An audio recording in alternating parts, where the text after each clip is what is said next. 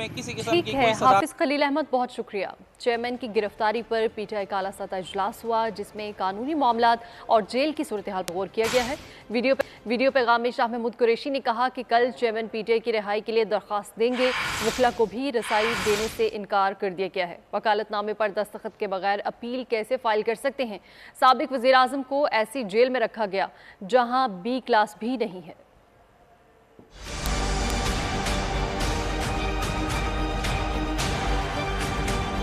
उनकी appeal file करनी है।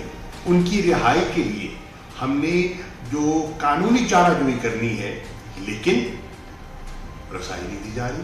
वकालतनामे पे जब तक दस्तखत नहीं होंगे हम अपील कैसे फाइल करेंगे? मुसलसल कोशिश करने के बावजूद इस वक्त तक उन्हें रसाई नहीं मिली। वकला रसाई मांगते हैं, इनकार कर दिया जाता है। अटक की सहूलतें ना होने के बराबर हैं। वहां बी क्लास तक मौजूद नहीं है।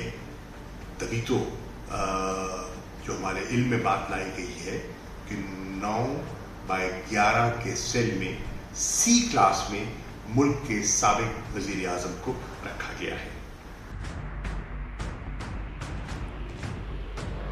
खबरों का सिलसिला भी जारी है। यहाँ वक्त हुआ है ब्रेक का। ब्रेक के बाद देखिए